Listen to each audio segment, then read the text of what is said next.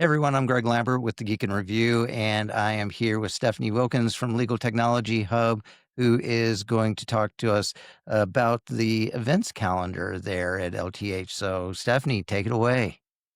Hi, Greg. Thanks for having me. And yeah, it's back to conference season. I mean, we have all the kids going back to school, but the grown-ups are back to the events. And if your LinkedIn feed looks anything like mine, you're seeing a lot of people back in the conference, in the exhibit halls, on the panels, and we're really just getting started. We have the spring and the fall busy seasons, but we're really gearing up for really busy Septembers, Octobers, Novembers. And I just sort of wrote in a recent column of mine that there seem to be more conference choices than ever this fall. We're seeing a lot of brand new conferences hit the event scene that are catering to either new geographies or industry niches or client bases. And while some of us seem to be regulars on the conference circuit, there might be others out there that are venturing out for the first time, which I really think is a great thing because there's never been a better time than during the Gen AI era to learn about technology and really get your hands dirty. So if you are someone who's not familiar with your conference options or what might be right near you or what fits your schedule, Legal Tech Hub maintains a legal tech industry events calendar that everyone can access for free. And this isn't just Legal Tech Hub events, even though you can find those on our site as well, and we do encourage you to attend them. But this is a calendar of all the events we hear about in the legal tech industry that are open for public registration. You can find it at legaltechnologyhub.com/events, or if you're on the main Legal Tech Hub page, you'll see a tab at the top called Events. It has a drop-down menu where you'll find both our events and then the industry events calendar in general. And if you're hosting an event that you don't see on our calendar and you want us to add it, we want to know that too. There's a easy submit event button at the bottom of the calendar page. So it's that simple. Click submit event. We'll add it to our calendar so other people can find it and attend your event. And so happy conference season, everyone. And we hope to see you at the next one. Yeah, I get to have a fear of missing out a lot watching you go to these conferences, Stephanie. Yes. Also, take care of yourselves. Don't do too many. There you go. Get some There you go. rest. All right. Drink some Thanks, water. Stephanie.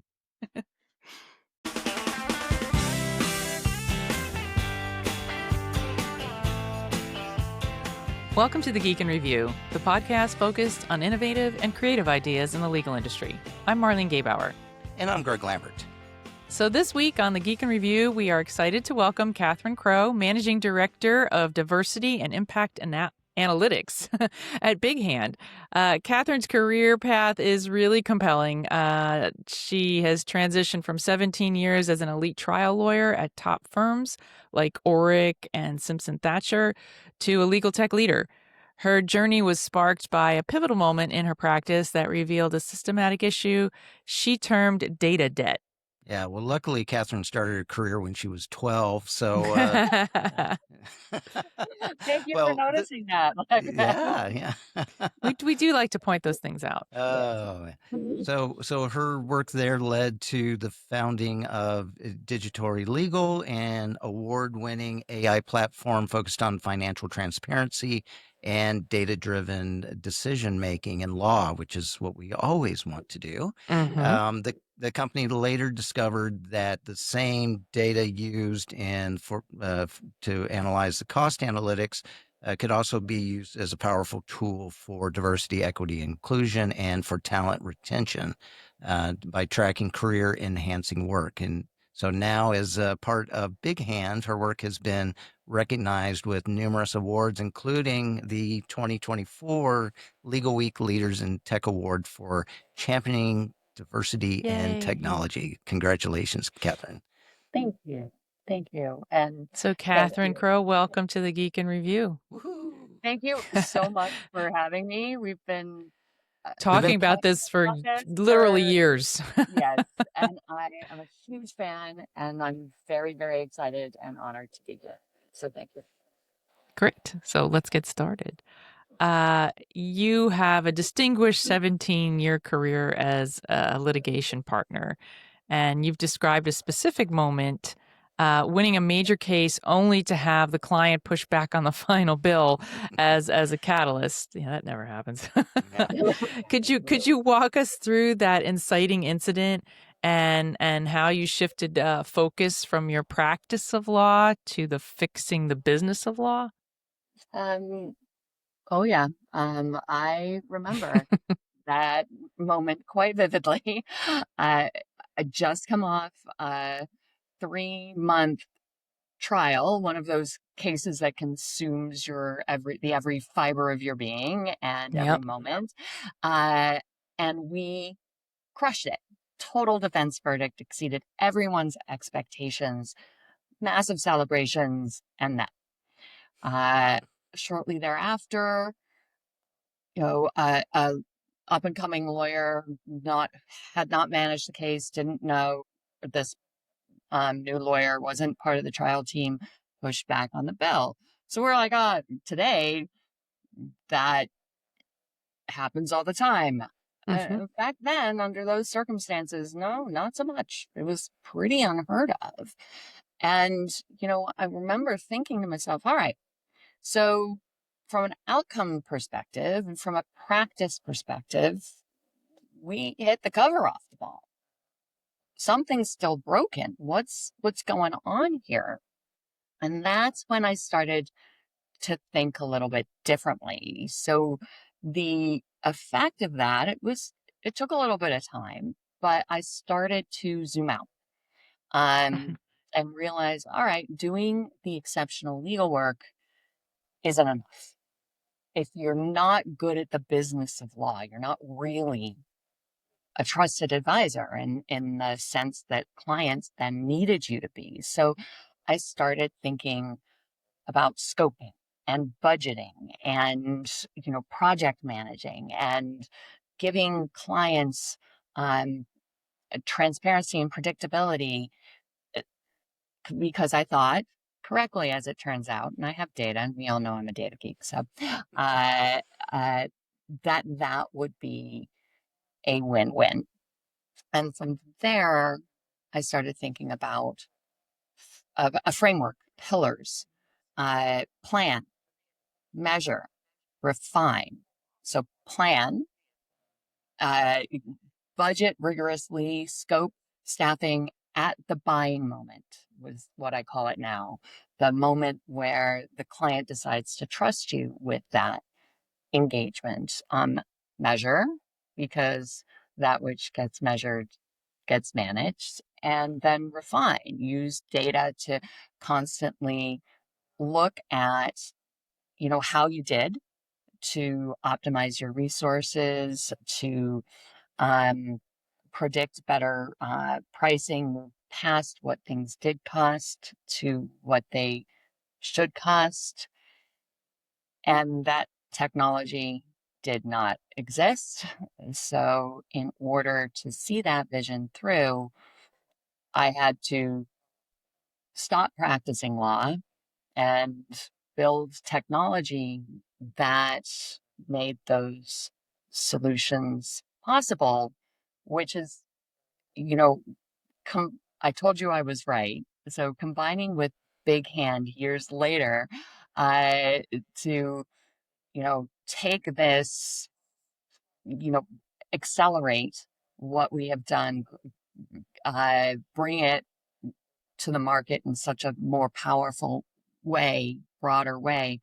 Uh, they believed too that this is a win-win, and their 2025 data, Big Hand does market research, uh, just came out, and 99% of the 800 plus respondents confirmed that matters with budgets have higher realization. So to come full circle, I I have landed at a place that believed in my vision and is helping me execute all 3 pillars in a way that is, in fact, a win-win for both clients and law firms. So that was moment to fixing the It's a good business. origin story. It's a good Yeah. origin story. Now, you kind of refer to this kind of lack of, budgeting and managing the process as kind of a snowflake problem in the legal industry. And especially when I think when people think traditionally about litigation matters, the old question of, hey, how much is this going to cost? Inevitably comes back with the great answer of, well, it depends. But you're saying that that's no longer really an option, or at least a viable option for an answer to that question. Can you explain a little bit more about this snowflake problem that you've discovered? Well, so nothing worth doing is ever easy, is it? So the snowflake problem, it's very real. And I saw it everywhere, that belief deeply ingrained and sort of indoctrinated in you from law school forward, that every case is really unique. You can't predict it. It's one of a kind, a snowflake.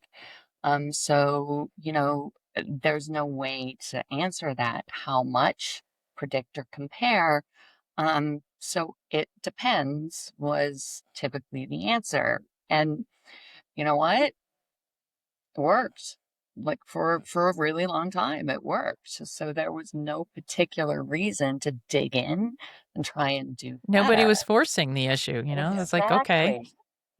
Uh, uh, and then it didn't work. So forgive me for the history lesson, but I'm just going to kind of dig back to where the origin was, and then Yeah, because that was fast going to be forward. my question, Yeah, was yeah. what caused that? What changed? Okay, so after the 2009 financial crisis, the sort of comfort zone disappeared, and the corporate legal team started to get the same questions every other department had gotten from the CFO. Uh, what's your budget? Forecast your spend, manage to it. Uh, I want to see value. And then we got procurement and the rise of legal operations, sharper, harder questions, not just how much, but how do you know? Within law firms, the discipline of pricing and project management, now it started to gain momentum, gain prominence. And so moments like the awkward one that I described as mine, the moment of tension, for those that were becoming good at it, is now an opportunity to demonstrate commercial acumen and really speak the language of the business that clients could then give to the CFO. So fast forward to today, and the market research I just referred to, the 2025 report, is showing we're still seeing a lot of budget pressure. More than half of the firms are saying it's increasing. But we're also seeing a lot of opportunity to do it better, because also about 55%, I think, of firms are saying they're only really doing it on 20% of their matters. So this is a moment. Realization goes up when you budget. This is a moment for law firms to grab the opportunity to take and own that buying moment with their clients and answer that question with a different level of precision, back it by data, and don't give it depends. Give them what the CFO needs, and build trust and transparency. So, long-winded answer to basically say, it's not a snowflake, or it might be a snowflake, but you can do more to answer the CFO's questions and therefore serve your client than say it depends. We were joking before we got on that I was going to use this. Let me pull on that thread a little bit more there. You knew you were going to say that. um, so in 2025, what's the number one reason that you hear from partners on why they don't budget? It, well, there's It a depends. discomfort. Were you going to say?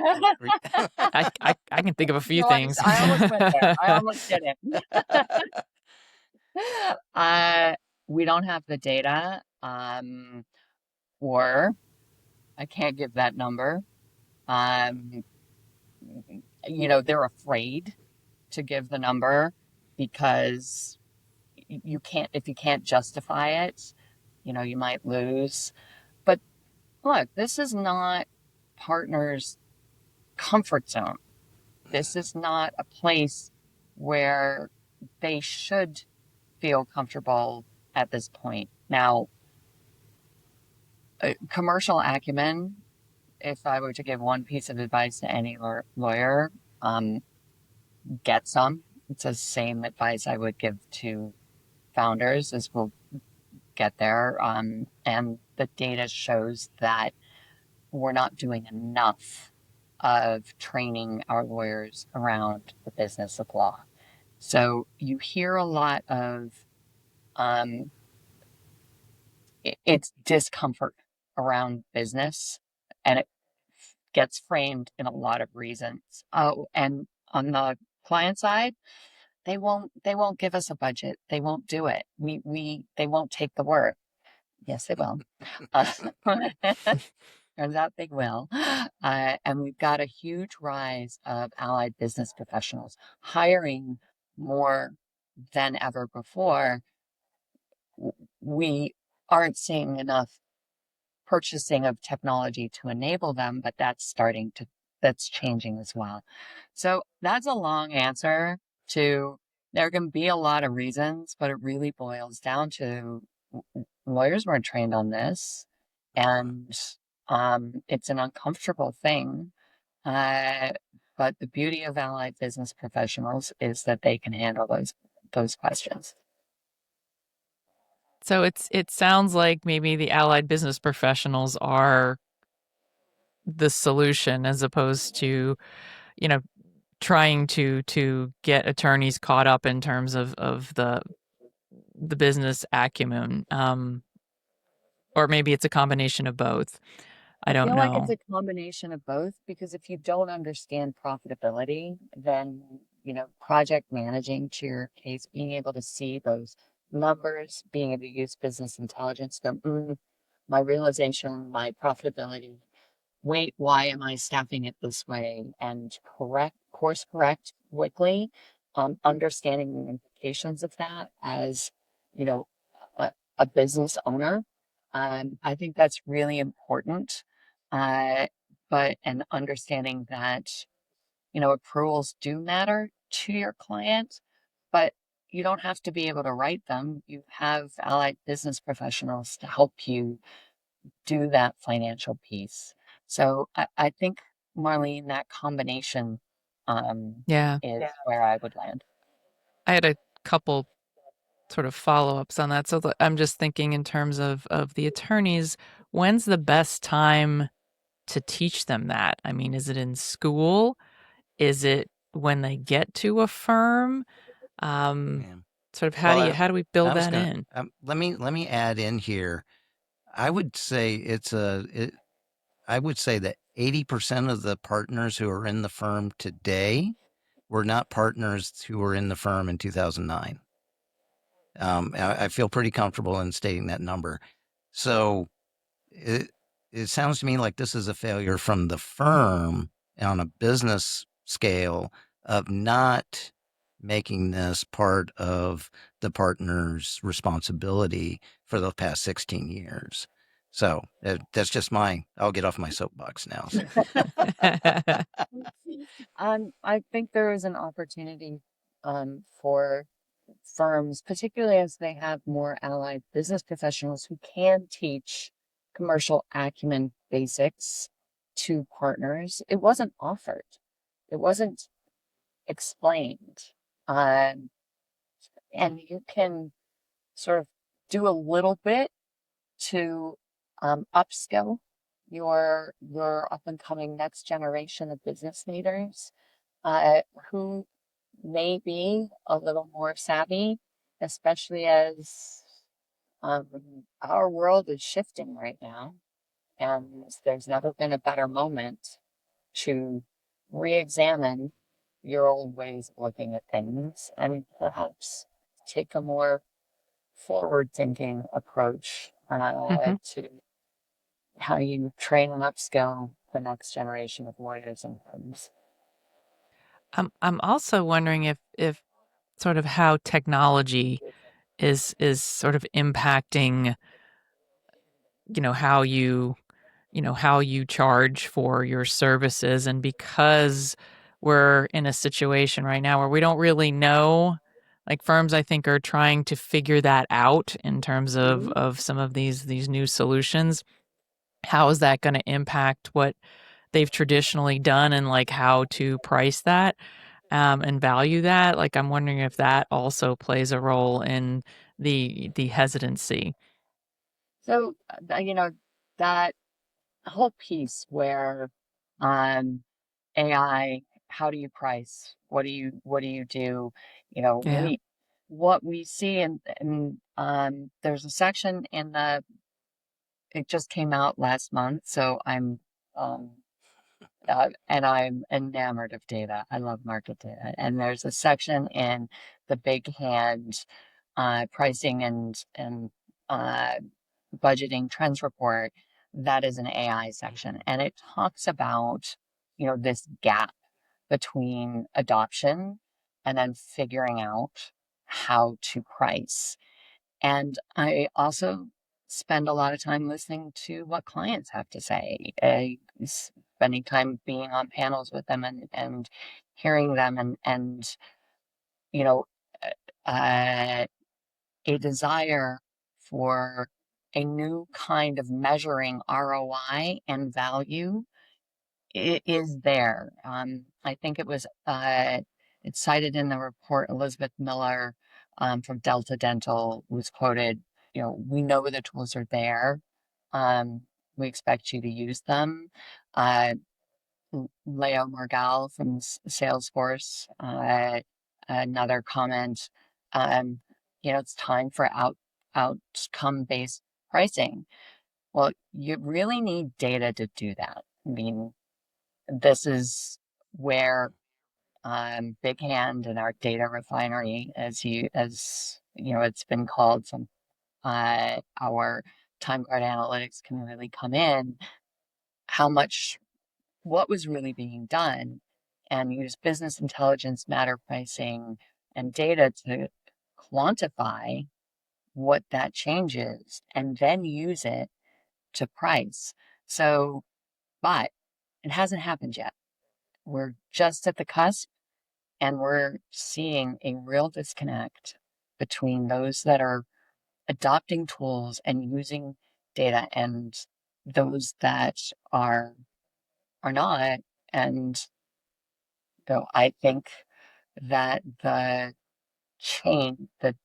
divide is real, Hmm. and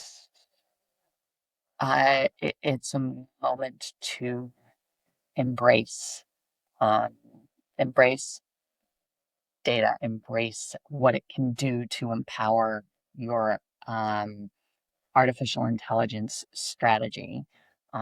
Because the first rule of artificial intelligence is garbage in, garbage out. Get your data together, get your technology together.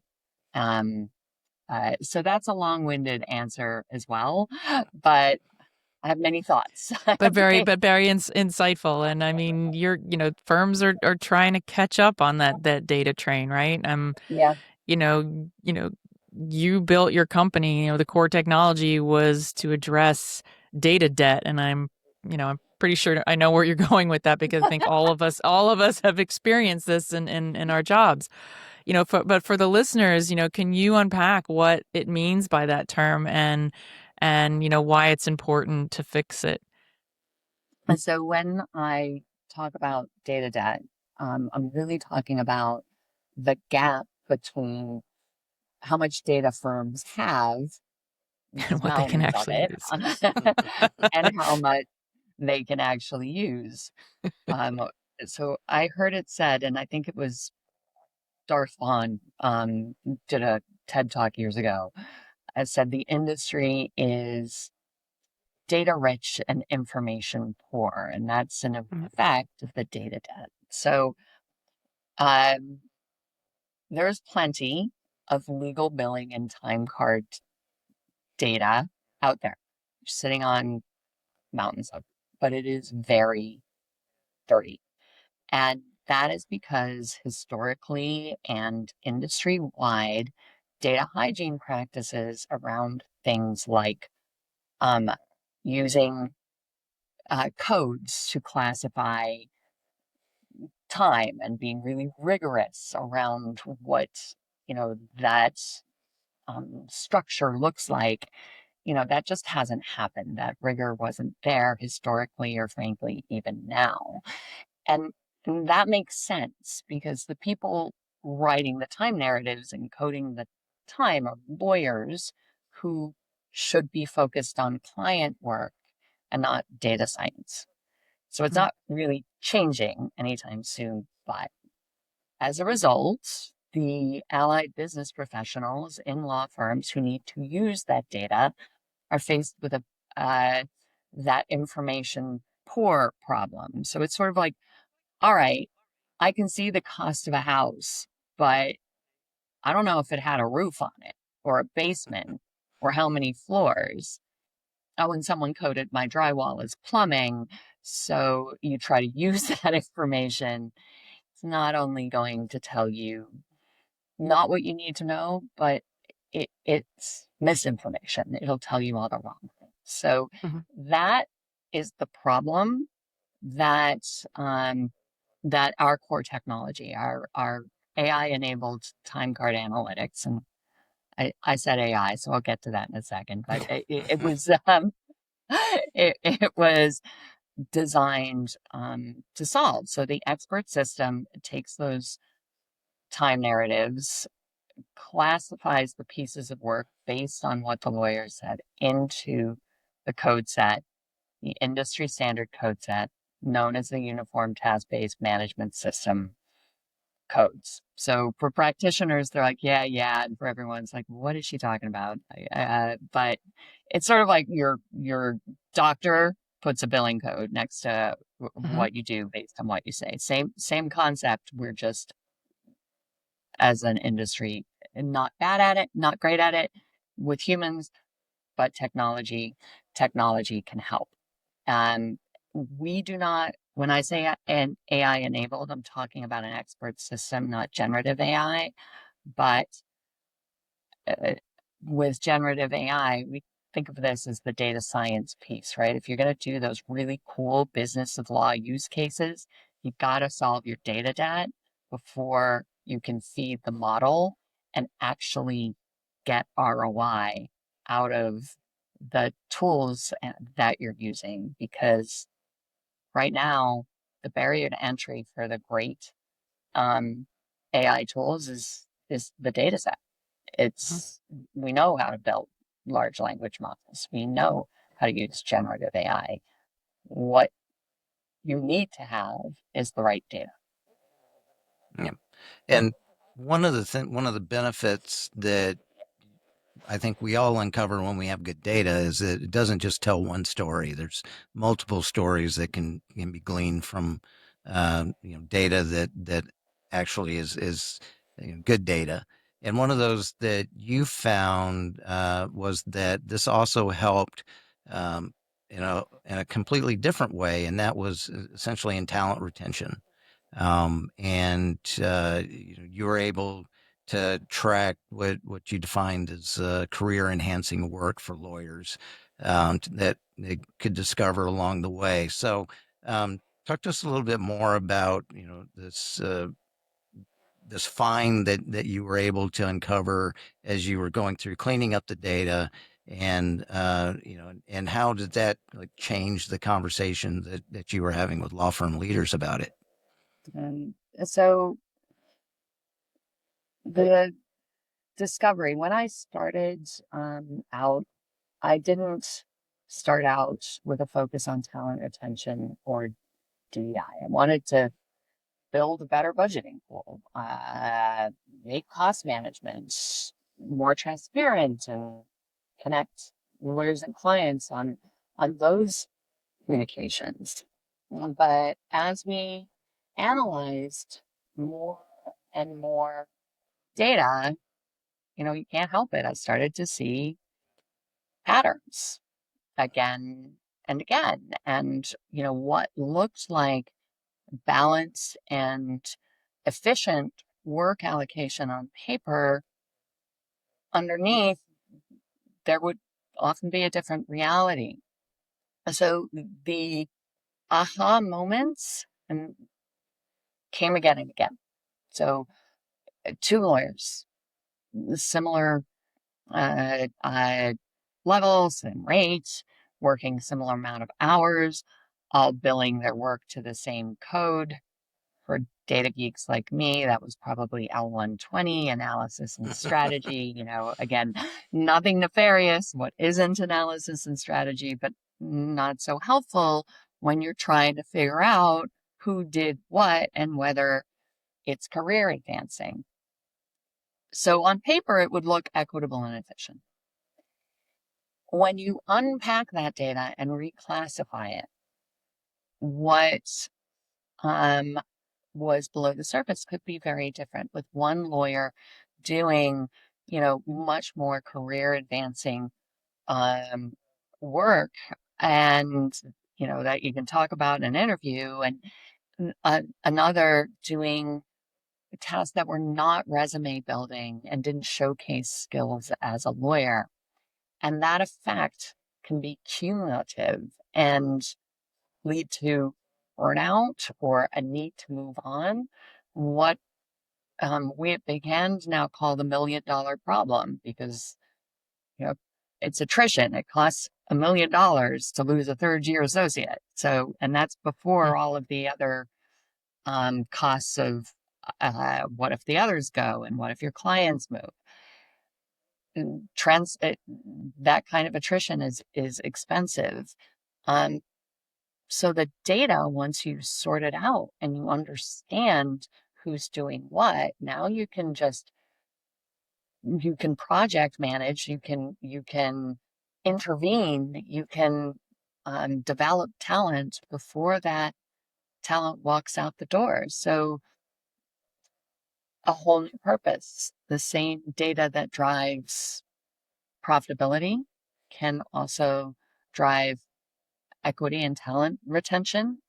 And I think these are not separate goals. Equitable work allocation creates stronger teams and better results and healthier firms. And DEI can feel like a loaded term these days. I acknowledge that. But it still matters. It matters deeply, not as a box checking exercise, but because diverse teams, by that I mean different perspectives, different backgrounds, and embracing difference, better insight, stronger strategy, and better outcomes. So profitability and equity are interrelated, and a rising tide really does lift all boats. That's my personal view. So, Catherine, I want to talk a little bit about your move to BigHand. So, in 2022, Digitory was acquired by BigHand, and now you are there leading the impact analytics team. So, strategically, like, how does the AI powered technology act as like a data refinery for BigHand's broader suite of financial and resourcing tools? And how has being part of like a larger platform with sort of this massive market share accelerated your mission? So many fun things to talk about in there. So, I know. so I'm gonna go. It's all good stuff. Strategy, and I know your listeners nuts and bolts how it works, and then acceleration. So, when Digitory was acquired by BigHand, it was really a natural evolution, and we rebranded promptly from Digitory Legal to Impact Analytics, because it's what we do. Our technology turns raw data, refines data into insight that makes a difference. So data that makes a difference. And what started as a cost analytics tool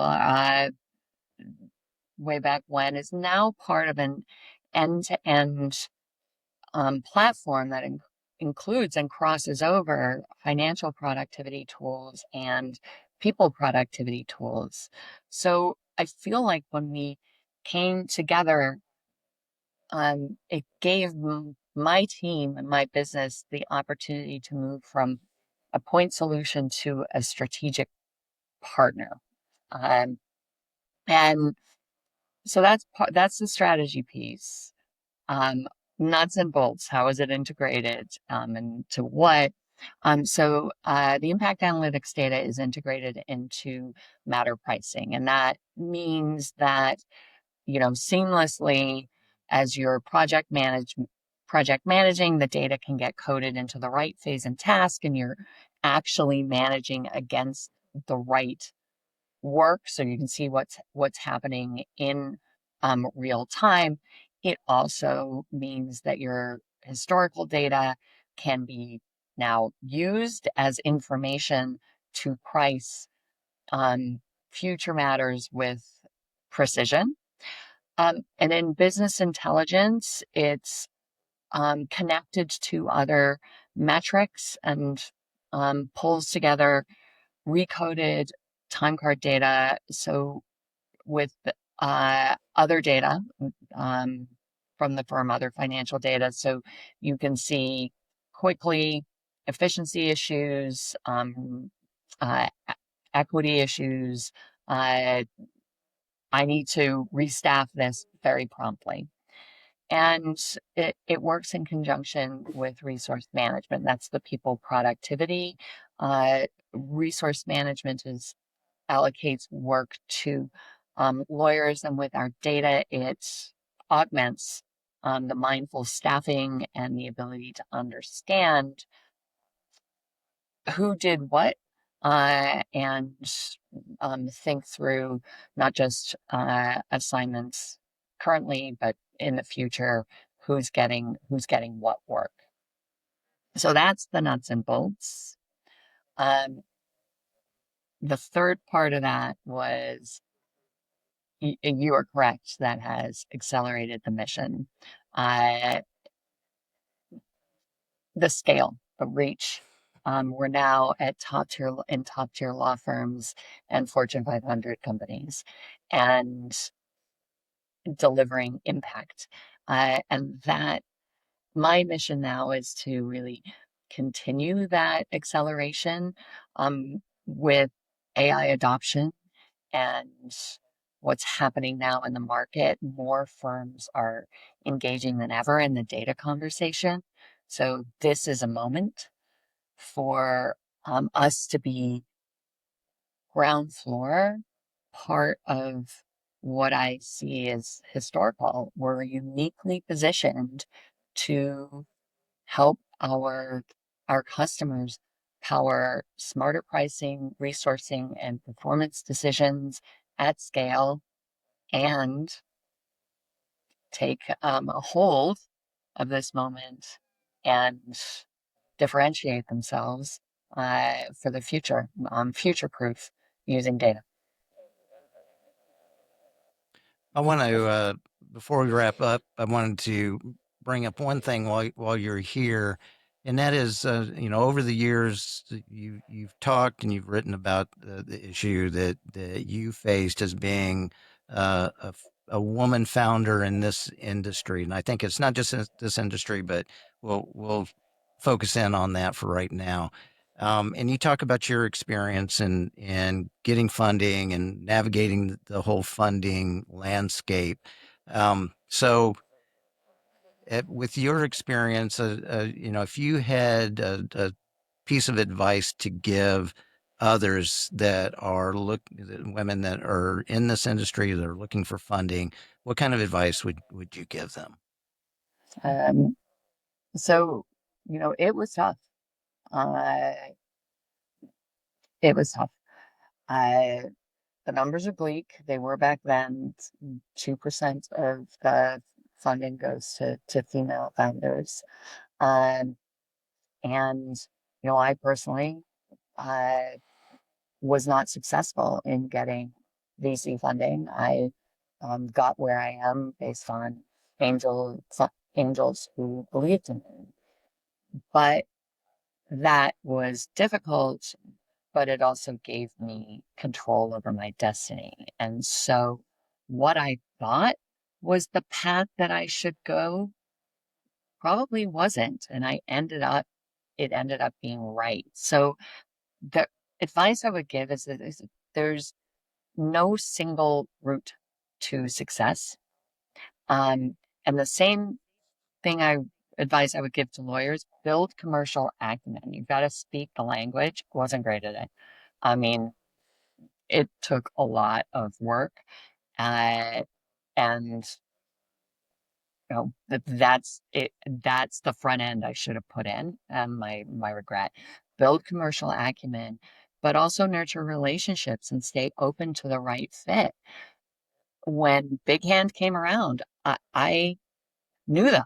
I respected their leadership. They were the right fit. And had I taken the VC funding route, I wouldn't have been able to quickly make that decision. This is the right place for me.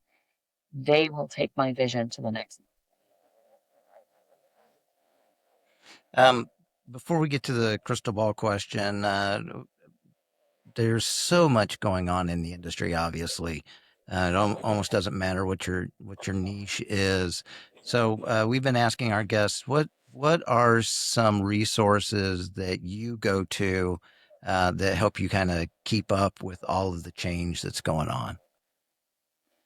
Um, so look, I frame everything that I do in terms of staying on top of things from a macro perspective. So first, I look at the law firm market, the legal department market, and the macro market because the client's client. So I consume data, published reports, podcasts like this, our market resources. I can name a million, but I will miss so many. Uh, uh, but some of the best insight comes from being in the market. So conversations that you have, these conversations, College of Law Practice Management, trade organizations, LVN, Legal Week, again, I'm not going to do this justice. So those are the resources I go to, and I'm fortunate. I look internally, and inside business, inside Big Hand, I'm constantly learning from Eric Wangler is our uh, global markets head, and I have so much respect for him. Green McCrory, our chief marketing officer, we talk all the time about the market. We pull in what they're looking at, what I'm looking at, and those conversations internally from people I respect, uh, they turn into conversations and strategy and thought leadership. Um, and in all of those conversations, we bring curiosity. So the best insight, even for a data junkie like me, comes from listening to clients, to peers, to data, and being relentlessly curious. So I'm giving long answers, but resources are people, and they are what you make of them. Because you want to pull on that thread, Greg. All right. So, Catherine, looking into your crystal ball, what would you say is the single biggest structural change that you believe data analytics, both for profitability and for talent management, will force upon the legal profession's business model, and our are we prepared? So this is not an easy question, right? Yeah, we know. It was easy for us to write. Yeah, we wrote it. It was like simple. So thank you for that.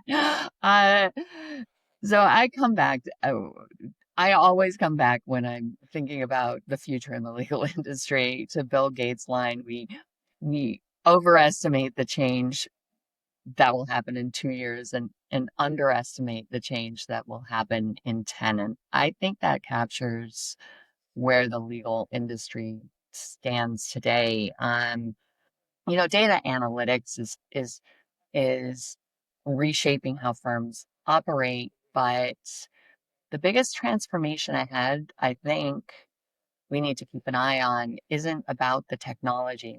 It's cultural. Uh, you know, at LVNX, there was a discussion about crisis of distrust. And that's the paradox we're in, because law firms and legal departments, they want the ROI proven. They want everything handed to them. They want to know what did somebody else do? Okay. But you're not going to be able to get that, improve that ROI until you try it and you get your data house in order and you can't just wait for keeping up with the Joneses. So, look, the business models are going to have to change in order for the profits to keep flowing in the way that law firms have become accustomed to. And I used to be a lawyer, so they earn every cent. But if you're not adapting now, you're wrong. It's coming. And look, at Big Hand, we are turning that future into something measurable, using data to help firms measure that ROI. But the divide between those who are future proofing and getting the foundation in place and those that are not is widening. And I think it's firms that focus on data and their foundation and moving now that will define the next decade of law, and those that ignore that foundational move and just wait and see will be left behind. Yeah. So I that's used a long answer to a hard question. Well, I used Bill Gates' quote earlier today, and that was, "You'll never need more than 640K of RAM." I think your quote actually works a lot better and makes him look a lot more present. So, Catherine Krow from Big Hand, I want to thank you very much for taking time to talk with us today. As always, it's a pleasure talking to you. Yeah, thank you, Catherine. This has been terrific. Pleasure was mine. Thank you again for having me on. And thanks to all of you, our listeners, for taking the time to listen to the Geek and Review podcast. If you enjoyed the show, please share it with a colleague. We'd love to hear from you on LinkedIn and TikTok.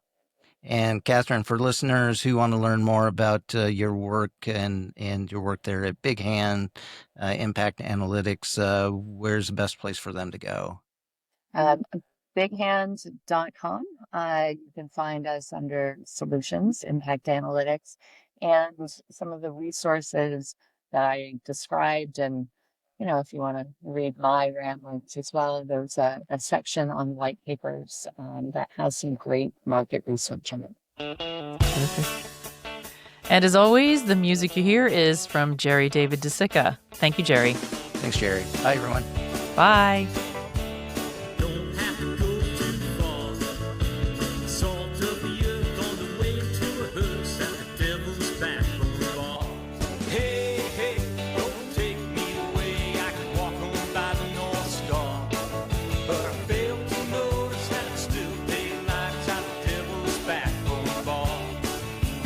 Devil's back for a ball.